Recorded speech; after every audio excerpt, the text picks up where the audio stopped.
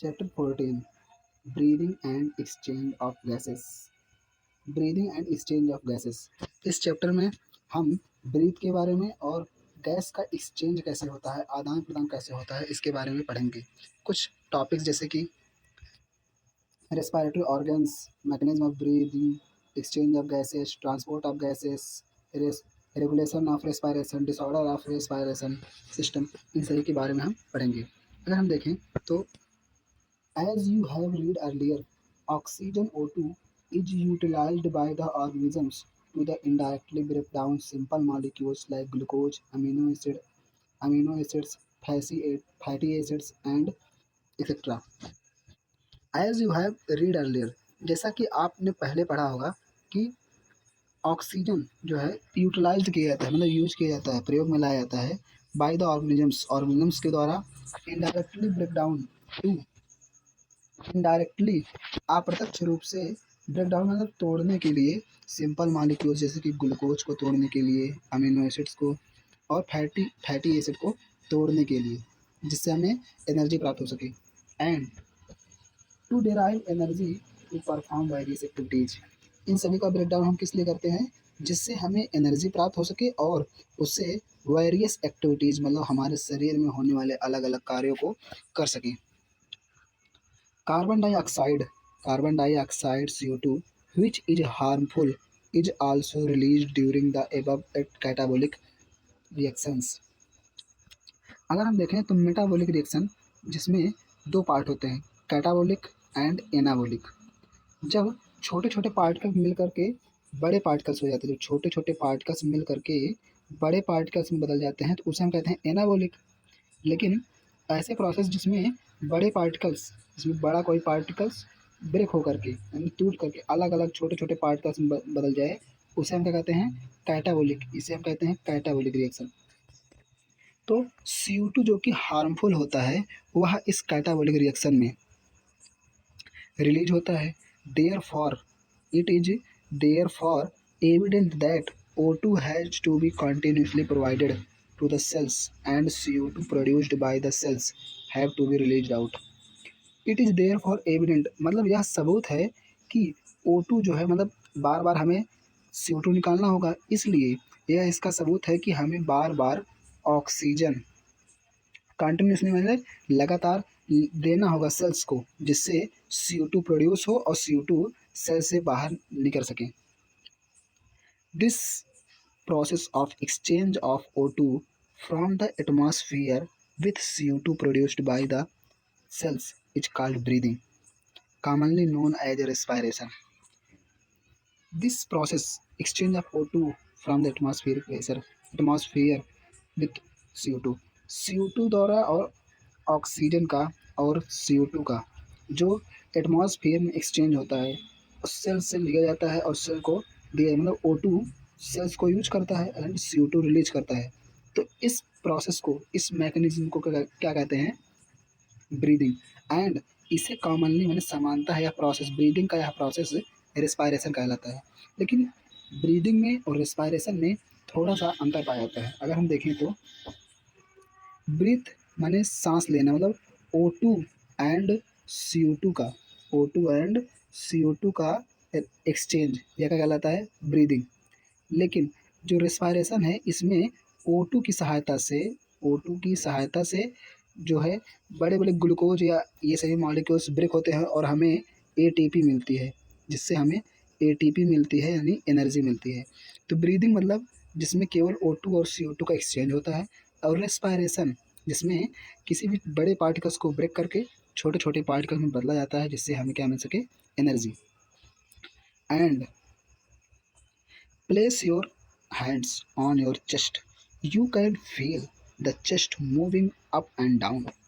Place your hands. Place माने रखो अपने हाथों को, hands on your chest, अपने सीने पर अपने हाथ को रखो। You can feel the chest moving up and down. आप महसूस कर सकते हो कि जो हमारा चेस्ट है वह अप एंड डाउन, ऊपर नीचे होता रहता है। You know that it is due to breathing. आप जानते हो यह चेस्ट का अप और डाउन होना का रीज़न क्या है? इसका रीज़न है ब्रीदिंग, माने O2 और CO2 का एटमॉस्फेयर में बॉडी द्वारा एक्सचेंज। आदान प्रदान। हाउ डू वी ब्रेथ, हम ब्रेथ कैसे करते हैं या सांस कैसे लेते हैं। The respiratory organs and the mechanism of breathing are described in the following sections of this chapter. Breathing होती कैसे है उसके बारे में इन नीचे दिए गए सेक्शंस में अंडरस्टैंड में समझाया गया है। रेस्पिरेटरी ऑर्गन्स मतलब ऐसे ऑर्गन्स जो कि रेस्पायरेशन O2 CO2 और मॉलिक्यूल्स के ब्रेक होने में मदद करते हैं, ऐसे ऑर्गन्स को क्या कहते हैं, respiratory organs.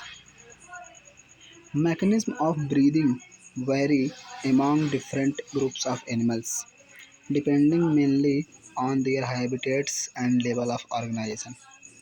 Mechanism of breathing जो सांस लेने का यानी O2 और CO2 का एक्सचेंज करने का जो तरीका है, among different group of animals अलग अलग ग्रुप ऑफ एनिमल्स के समूहों में अलग अलग होता है। डिपेंडिंग ऑन किस पे डिपेंड करता है, वह रहते कहाँ हैं, मतलब उनके आस पास क्या पाया जाता है, वो कहाँ रहते हैं। एंड लेवल ऑफ ऑर्गेनाइजेशन उनमें उनका शरीर कैसे है, जैसे कि स्पंज होता है उसमें से भी स्पंज होता है जिसमें सेल्स पाए जाते हैं, सिर्फ सेल्स के वो बने होते हैं।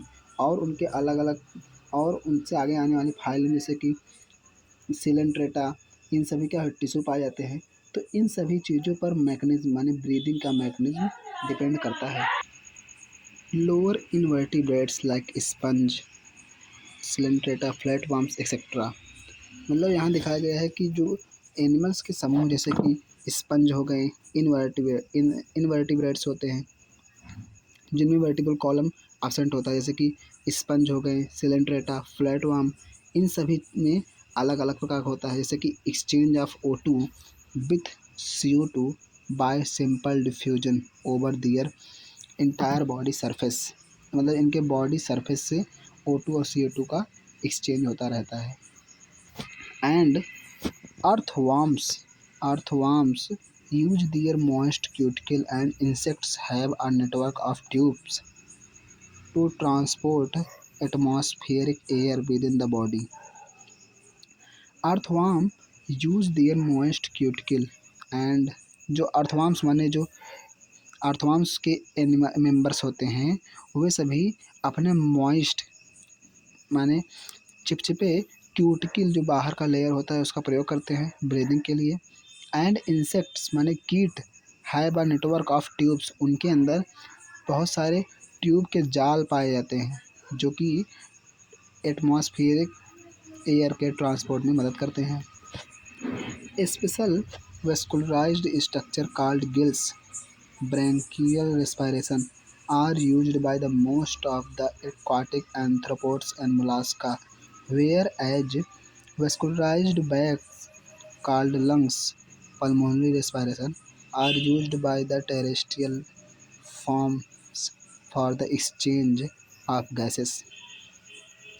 अगर हम देखें तो स्पेशल वेस्कुलराइज्ड स्ट्रक्चर एक स्पेशल सबसे वेस्कुलराइज्ड अलग जैसे कि गिल्स जो कि एक्वाटिक एंथ्रोपोड्स द्वारा और मोलास्का द्वारा यूज किया जाता है। एंड अगर हम देखें तो लंग्स जो कि एक वेस्कुलराइज्ड बैग की तरह होता है जिसमें पल्मोनरी रेस्पिरेशन होता है, वह टेरेस्ट्रियल मतलब लैंड पर यानी भूमि पर रहने वाले जीव उससे एक्सचेंज करते हैं। Among the vertebrates, fishes use gills, whereas amphibians, reptiles, birds, and mammals respire through the lungs। Among the vertebrates में फिशेस गिल्स का यूज करते हैं, whereas जबकि एम्फीबियन, रेप्टाइल, बर्ड्स, मैमेलियन ये सभी लंग्स का यूज करते हैं। Amphibians like frog can respire through their moist skin, cutaneous respiration कहते हैं। मतलब फिशेस में गिल्स द्वारा होता है और एम्फीबियन में, रेप्टाइल्स में, मैमल्स में इन सभी में लंग्स द्वारा पाया जाता है। लेकिन एम्फीबियन का एक मेंबर जिसे हम फ्रॉग कहते हैं, फ्रॉग में जो है रेस्पायरेशन उसके स्किन द्वारा होता है जिसे हम क्या कहते हैं, cuteness respiration. Human respiratory system मतलब ह्यूमन में रेस्पायरेशन के लिए, एक्सचेंज ऑफ गैसेस के लिए कौन कौन से ऑर्गन, कौन कौन से बॉडी पार्ट्स पाए जाते हैं, उन सभी के बारे में इस सेक्शन में हम पढ़ेंगे।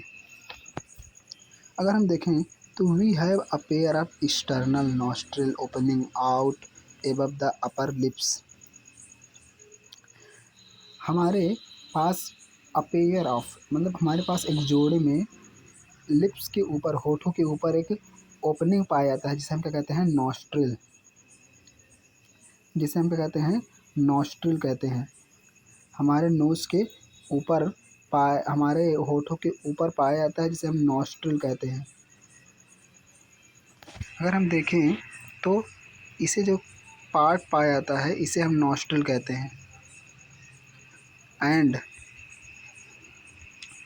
And it leads to the nasal chamber through the nasal passage. और यह लीड्स माने संकेत करता है, ले जाता है किस तरफ, नेज़ल चैम्बर की तरफ, थ्रू द नेज़ल पैसेज और नोज़ल पैसेज की तरफ। अगर हम देखें तो किसी भी बॉडी पार्ट में, किसी भी ह्यूमन में बहुत सारे बॉडी पार्ट्स पाए जाते हैं। उसमें इस जो बाहर के पार्ट्स पाया जाता है इसे हम क्या कहते हैं, नॉस्ट्रिल। एंड इसके अंदर, इसके अंदर जो है, इस पार्ट में, इस क्षेत्र को जहाँ से वह लैरिंग्स में जाता है उसे हम क्या कहते हैं, नोजल चैम्बर, जो कि नोजल पैसेज कहलाता है। मतलब नोज की रास्ते को या पथ को ही क्या कहते हैं, nozzle passage. And the nozzle chamber opens into firings, a portion of which is common passage for the food and air.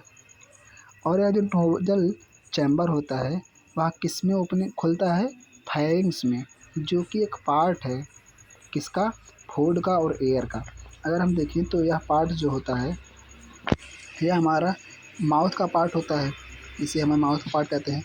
तो इसके बीच में यह जो प्लेस होता है इसे हम क्या कहते हैं, फायरिंग्स। इसे हम क्या कहते हैं, फायरिंग्स कहते हैं, जो कि एक कॉमन पथ है, एक मतलब दोनों का ही एक रास्ता है जिसमें जिससे हमारे नोज़ के पथ इसी में खुलते हैं और मुख के भी। अगर हम देखें तो the pharynx open through the larynx region into a trachea. और यह जो फायरिंग्स है यह ओपन होता है किसमें, through the larynx region, larynx से होते हुए ट्रैकिया में खुलता है, जिसे हम क्या कहते हैं, फूड पाइप भी कहते हैं। इसे हम क्या कहते हैं, इसे हमने कहा था फायरिंग्स। और यह जो फायरिंग्स है, यह जो फायरिंग्स है वह फूड पाइप, फूड पाइप जो कि पीछे की तरफ, और विंड पाइप जो कि आगे की तरफ पाया जाता है। तो यह जो आगे का पीछे का पार्ट है इसे हम क्या कहते हैं, फूड पाइप। तो यह जो फायरिंग्स होता है, फायरिंग्स आकर के फूड पाइप में खुलता है। फायरिंग्स दोबारा जिसमें आता है वो क्या कहता है, ट्रैकिया यानी फूड पाइप, जिससे भोजन हमारे शरीर में आता है। And लैरिंग्स is a cartilaginous box. Larynx is a cartilaginous box which help in the sound production and hence called the sound box. अगर हम इस पार्ट को देखें तो इसे हम लैरिंग्स कहते हैं, इसे हम क्या कहते हैं, लैरिंग्स। लैरिंग्स बॉक्स मतलब जहाँ साउंड का प्रोडक्शन होता है, जहाँ से आवाज़ आती है उसे हम लैरिंग्स बॉक्स कहते हैं। विच इज जो कि कार्टिलेजिनस होती है, कार्टिलेजिनस की बनी होती है, बोन से कम मजबूत जो पार्ट होता है उसे हम कार्टिलेज कहते हैं, जो कि एक फोल्डेड होती है, मतलब प्लाईएबल होती है। इसे हम उसे हम बहुत सारे मतलब पार्टों में फोल्ड कर सकते हैं, लेकिन बोन जो होता है बहुत ही वो स्ट्रांग होता है जिसे हम फोल्ड नहीं कर सकते हैं। तो लैरिंग्स बॉक्स जो होता है वह कार्टिलेजिनस का होता है। And during the swelling during the swelling During the swelling, glottis can be covered by a thin elastic cartilaginous flap called epiglottis to the prevent entry of food into larynx. During swelling मतलब निगलने के दौरान glottis can be covered, यह जो हमारा food pipe का part है जिसे हम कहते हैं ट्रैकिया। इसके ऊपर एक ऐसा फ्लैप पाया जाता है, एक कवर पाया जाता है जो इसे बाद में यानी एयर के समय ढकता है किस जब हम हमारा जो यह लंग्स है और लैरिंग्स बॉक्स है, जब इसमें एयर जाता है तो यह जो ग्लॉटिस है वह बंद हो जाता है जिससे एयर इसी में जाए। और फूड के समय मतलब यहाँ पर नहीं पाया जाता ये ग्लॉटिस यहाँ पर पाया जाता है, जिससे अगर फूड आती है तो इधर बंद हो जाता है इस तरफ, और जब फूड नहीं आती है तो इस तरफ हो जाता है, जिससे कि एयर और फूड दोनों को अपने अपने पथ मिल सकें। तो वही कहा गया है कि ड्यूरिंग स्वेलिंग मतलब निगलने के दौरान जो ग्लॉटिस है इसे क्या कहते हैं, इसके ओपनिंग को हम ग्लॉटिस कहते हैं, इसके ओपनिंग को हम क्या कहते हैं, ग्लॉटिस। और जो यह ऊपर का पार्ट जिसे ढकता है इसे हम कहते हैं एपीग्लॉटिस, इसे हम क्या कहते हैं, एपीग्लॉटिस। अगर हम देखें तो यह जो एपीग्लॉटिस है वह फूड पाइप को into the larynx prevent the entry food of into the larynx, मतलब यह जो है फूड पाइप एयर पाइप की तरफ बंद होकर के फूड उसमें जाने से रोकता है। And trachea trachea is a straight tube extending up to the mid thoracic cavity which divides at the level of 5 thoracic vertebra into a right and left primary bronchi। यह जो ट्रैकिया होता है, trachea एक straight माने सीधा tube है, एक नली की तरह है जो कि एक्सटेंडेड माने फैला होता है। कहाँ से, मिड थोरैसिक कैविटी मतलब हमारे थोरैसिक से होते हुए जाता है, विच जो कि डिवाइड्स माने बटता है या दो भागों में पार्टेड होता है, at the level of 5th thoracic, जो कि हमारे अंदर 12 थोरैसिक बोन्स वर्टिब्रा कॉलम पाए जाते हैं, और इनमें से 12वें के अथवा 5वें थोरैसिक वर्टिब्रल कॉलम की तरह लगा के पास से ही यह क्या होता है, दो पार्टों में डिवाइड हो जाता है, जिसे जिसे हम क्या कहते हैं, left and right primary bronchi. Each and each bronchi undergoes a repeated divisions to form the secondary and tertiary bronchi and bronchioles, ending up in the very thin terminal bronchioles। Each bronchi अगर हम देखें तो यह जो है, अगर हम देखें तो इसमें हमारे वर्टिब्रल कॉलम के थोरैसिक के 5वें भाग से अगर यह ब्रेक होता है तो यह दो भागों में ब्रेक होता है, या अगर दो भागों में ब्रेक होता है तो each bronchi undergoes repeated divisions. पहले तो यह लेफ्ट और राइट मतलब यह जो है लेफ्ट और राइट एक और दो पार्ट में ब्रेक हो जाता है, अलग अलग लेफ्ट और राइट प्राइमरी ब्रोंकाई में। And each bronchi undergoes repeated माने लगातार division to form secondary and tertiary bronchi and bronchioles, ending up in the very thin terminal bronchioles। और लास्ट में यहाँ सबसे पतले ब्रोंकियोल्स में ख़त्म हो जाती हैं। अगर हम देखें तो फिर से इसका ब्रेकिंग होता है और ऐसे प्राइमरी सेकेंडरी टर्सरी होते हुए यह लास्ट में आ जाता है। एंड इस सबसे लास्ट वाले पार्ट को कहते हैं ब्रोंकियोल, जो कि सबसे थिन होता है। यहाँ लेफ्ट और राइट दो भागों में पहले बटा 5वें थोरैसिक से, फिर प्राइमरी किस में बटा था, प्राइमरी ब्रोंकाई में, फिर सेकेंडरी टर्सरी ऐसे ऐसे यह ब्रेक होता चला जाता है। अगर हम आगे देखें तो the trachea primary secondary and tertiary bronchi and initial bronchioles are supported by the incomplete cartilaginous ring. यह जो ट्रैकिया से डिवाइड हुए हैं, इन सभी ब्रोंकियाई और ब्रोंक्यूल्स ये सभी क्या होते हैं, एक इनकम्प्लीट, इनकम्प्लीट माने जो आगे से तो लगा रहता है लेकिन पीछे से बेंड होता है, मतलब एक तरफ डॉर्सली और वेंट्रली में देखें तो वेंट्रली तो होता है लेकिन डॉर्सली नहीं होता है, मतलब इनकम्प्लीट होता है, आधा रिंग होता है, पूरा नहीं। अगर हम देखें तो ऐसा रिंग होना चाहिए लेकिन यह पूरा नहीं होता है, यह ऐसे होता है, इसीलिए इसे इनकम्प्लीट रिंग कहते हैं, जो कि इन सभी को सपोर्ट प्रदान करता है कि वह कोलैप्स न कर जाएं। तो इसीलिए इसमें क्या करते हैं, सपोर्ट प्रदान करता है। कौन सा? Incomplete cartilaginous rings. Each terminal bronchioles, each terminal bronchioles, अगर हम आगे देखें तो each terminal bronchioles give rise to the number of very thin irregular walled and vascularized bag like structure called alveoli. अगर हम देखें तो कई पार्टों में ब्रेक होने के बाद यह जो ब्रोंकाई, ब्रोंक्यूल्स, इन सभी के बाद एक लास्ट पार्ट आता है जिसे हम क्या कहते हैं, जिसे हम कहते हैं एल्वियोलाई, जो कि बहुत थिन होता है और जहाँ रियल में क्या होता है, एक्सचेंज ऑफ गैसेस, जो O2 और CO2 के एक्सचेंज में इम्पॉर्टेंट रोल अदा करता है। इसे हम क्या कहते हैं, एल्वियोलाई, जो कि ब्रोंकियोल, ब्रोंकाई से सबसे टर्मिनल पार्ट पर होता है। अगर हम आगे देखें तो the branching network of bronchi, bronchioles and the alveoli comprise to the lungs.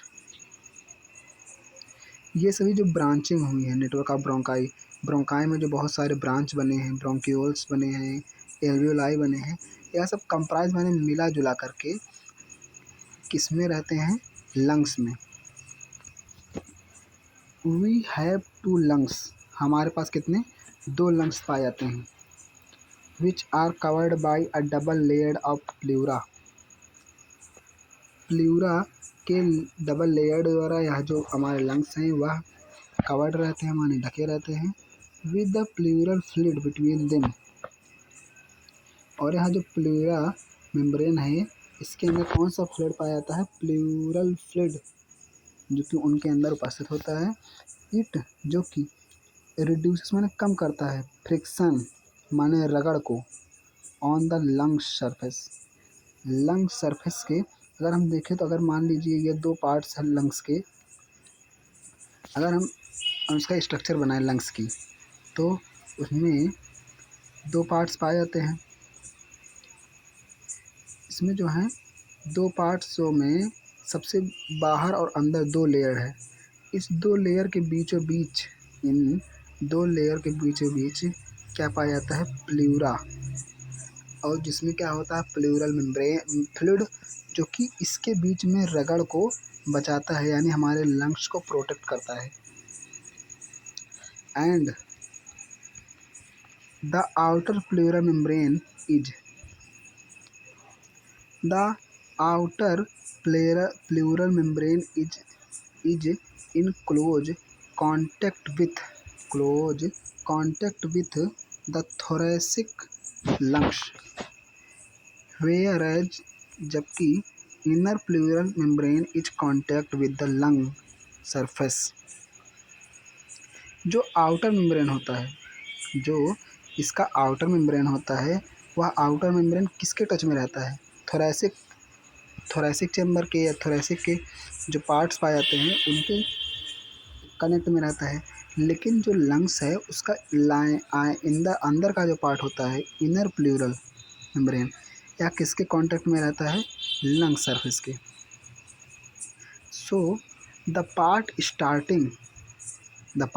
Starting with the external nostril up to the terminal bronchioles constitute the conducting part, whereas the alveoli and their ducts form the respiratory and exchange part of respiratory system.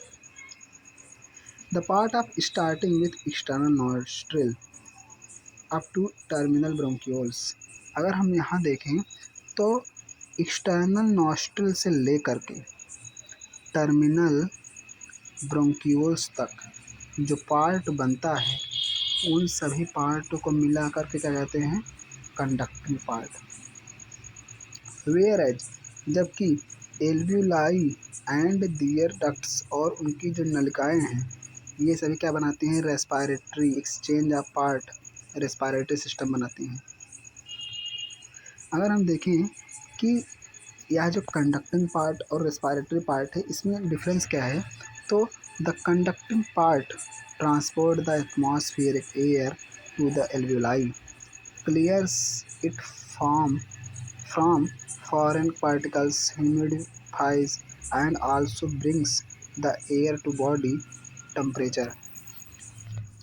यह जो conducting part होता है, इसके कौन कौन से काम होते हैं, यह ट्रांसपोर्ट करता है एटमॉस्फेरिक एयर को, किसमें, एल्वियोलाई में, एंड क्लियर करता है फ्रॉम द फॉरेन पार्टिकल से, एयर में कोई फॉरेन मतलब बाहरी पार्टिकल्स ना आ जाएं, एंड ह्यूमिडिफाइड से, नमी से, and the brings to the air to body temperature, और जो मतलब टेम्परेचर को रेगुलेट करता है।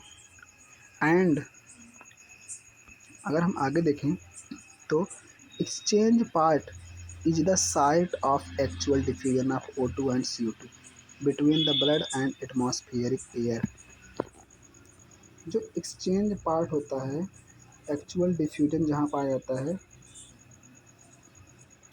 उसे कौन सा पार्ट कहते हैं, रेस्पायरेटरी पार्ट, जो कि एल्वियोलाई और एल्वियोलाई डक्ट में पाया जाता है, का पार्ट होता है, जहाँ O2 और CO2 का एक्चुअल में एक्सचेंज होता है ब्लड और एटमॉस्फेरिक एयर द्वारा। अगर हम आगे देखें, the lungs are situated in the thoracic chamber which is anatomically an air tight chamber. जो हमारा लंग्स होता है, वह एक थोरैसिक चैम्बर में पाया जाता है, जो कि एनाटॉमिकली मैंने आंतरिक रूप से देखें तो वह एक एयर टाइट चैम्बर है। The thoracic chamber is formed by the dorsally by the vertebral column, ventrally sternum, and laterally by the ribs, on the lower side by the dome-shaped diaphragm। जो हमारा thoracic chamber पाया जाता है, वह उस जो thoracic chamber dorsally माने पीछे की तरफ से, किससे, वर्टिब्रल कॉलम द्वारा, वेंट्रली माने आगे की तरफ से, स्टर्नम द्वारा, एंड लेटरली माने बगल की तरफ से, रिब्स, एंड नीचे की तरफ देखें तो डोम से डायाफ्राम पाया जाता है। अगर हम स्ट्रक्चर बनाते हैं, तो यह जो पाया वाला पार्ट है, इसके पीछे यह डॉर्सल पार्ट है, और यह जो आगे की तरफ है, यह वेंट्रल पार्ट है। तो इन दोनों के बीचों बीच जो प्लेस पाया जाता है, इसी प्लेस में क्या जाता है, हमारा लंग्स पाया जाता है इसी बीच में। और इन दोनों के बीचों बीच जो नीचे वाला पार्ट है, अगर हम देखें तो किसी भी लंग्स के नीचे जो पार्ट पाया जाता है, उस लंग्स के नीचे के पार्ट एक डोम शेप्ड स्ट्रक्चर पाया जाता है, जिसे हम कहते हैं डायाफ्राम, जो कि नीचे से थोरैसिक चैम्बर बनाता है। And the anatomical setup of the lungs in thorax is such that any change in volume of thoracic cavity will be reflected in the lung cavity। The anatomical setup of the lungs in thorax is such, ऐसा है जो आंतरिक उसका setup किया गया है, किसका, जो उसके एक्शंस लेने के जो मेथड हैं वो ऐसे हैं कि जब कोई भी वॉल्यूम मतलब थोरैसिक चैम्बर में, कैविटी में वॉल्यूम चेंजिंग होती है, तो उससे हमारे लंग्स पर रिफ्लेक्टेड होता है, माने लंग्स के कार्यों पर रिफ्लेक्शन उसका पड़ता है, उसका प्रभाव किस पे पड़ता है, लंग्स पर। सच एन अरेंजमेंट, और ऐसा arrangement is essential for the breathing, ऐसा जो व्यवस्था है अब ब्रीदिंग के लिए ज़रूरी है। As we can't directly alter pulmonary volume, we can't directly alter the pulmonary volume, और हम डायरेक्टली प्राप्त कर सकते हैं क्या, पल्मोनरी वॉल्यूम को। अगर हम आगे देखें तो respiration involves in the following steps. जो रेस्पायरेशन होता है वह कई स्टेपों में कंप्लीट होता है, जैसे कि ब्रीदिंग, एक्सचेंज अथवा मतलब यह रेस्पायरेशन के स्टेप्स हैं, ब्रीदिंग के नहीं। ब्रीदिंग मतलब exchange of gases, but respiration मतलब मॉलिक्यूल्स को ब्रेक करना, ब्रेकिंग ऑफ मॉलिक्यूल्स, जिससे हमें एनर्जी प्राप्त हो सके। तो ये सभी इन सब में रेस्पायरेशन में कई स्टेप होते हैं, जिसमें पहले दिया गया है क्या, breathing, pulmonary ventilation by which atmospheric air is drawn and CO2 rich alveolar is released out। मतलब इसमें ब्रीदिंग में ऑक्सीजन, एटमॉस्फेरिक एयर जो ऑक्सीजन है वो हमारे बॉडी के अंदर आता है, and CO2 rich alveolar air is release, CO2 को बॉडी द्वारा बाहर किया जाता है।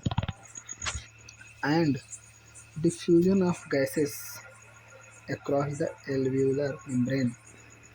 और यह जो हमारे लंग्स में पाए जाने वाले एल्वियोलाई होते हैं उनके मेम्ब्रेन द्वारा गैस, ऑक्सीजन और O2 और CO2 का क्या होता है, diffusion. Transport of gases by the blood. और यह जो ऑक्सीजन्स हैं इन ऑक्सीजन्स को हमारे ब्लड एक स्थान से दूसरे स्थान पर ले जाते हैं, जिसे हम क्या कहते हैं, transport of blood. Diffusion of O2 and CO2 between blood and tissues. जो O2 और CO2 का यह जो चौथा स्टेप है, इसमें O2 और CO2 का ब्लड से टिश्यू के बीच में क्या होता है, डिफ्यूजन होता है। दूसरे स्टेप में एल्वियोलाई से ब्लड के बीच में होता है, लेकिन चौथे स्टेप में ब्लड से टिश्यू के बीच में होता है। एंड पांचवा step, utilisation of O2 by the cells for catabolic reaction. Catabolic reaction मतलब बड़े मॉलिक्यूल्स को छोटे मॉलिक्यूल में ब्रेक करना। यूटिलाइजेशन मतलब O2 को प्रयोग किया जाता है बड़े मॉलिक्यूल्स को छोटे मॉलिक्यूल में बदलने के लिए। And resultant release of CO2, cellular respiration as the dealt in the chapter 12। और इसके यूटिलाइजेशन होने के बाद इसका जो निष्कर्ष होता है कि CO2 बाहर आ जाता है।